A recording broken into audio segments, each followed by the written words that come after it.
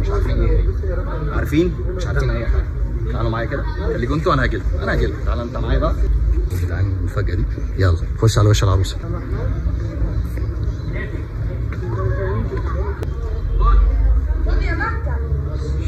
شغل جديد اهو.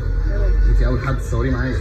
100 اخواتي فلوج جديد معايا وفكره جديده قلت اعملها للعريس والعروسه، وزي ما انتوا شفتوا في الاول مفاجاه حلوه شفتوها، وهوريكم السيشن واحده واحده كده مع بعض. اتمنى الفكره تكون عجباكم، اتمنى تكون الافكار اللي بعملها حلوه، وما تنسوش تدعموني بلايك وكومنت، عشان انا بحب قوي اسمع ارائكم في شغلي، وبحب ان انا اشوف كل واحد بيقول لي تفصيله عامله ازاي في شغلي. هنا بوريهم الصور اللي انا ابتديت اشتغل فيها واصورها لهم، واوريكم زي ما انتم شايفين كده انا بعمل كادرات مختلفه وواحده واحده. تعالوا نشوف احنا بنعمل ايه في السيشن.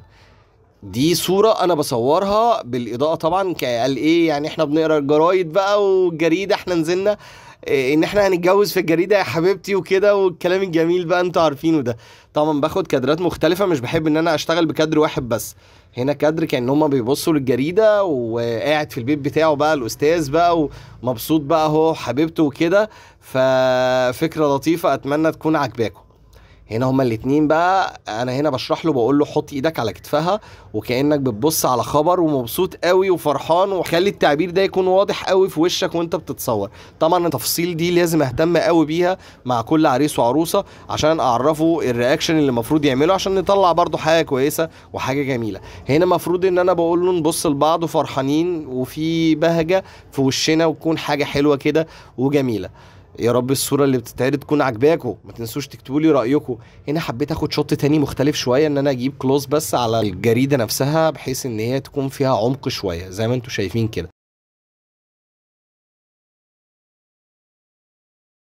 هنخش بقى في حاجه جديده انا بحب اعملها دايما وانتوا عارفينها، مش جديده بس هي فكرتها لطيفه شويه او مختلفه عن كل مره. ده الدبل اكسبوجر اللي انتوا عارفينه ومشهور بيه الحمد لله بفضل ربنا، بس انا عامله المره دي بطريقه مختلفه شويه.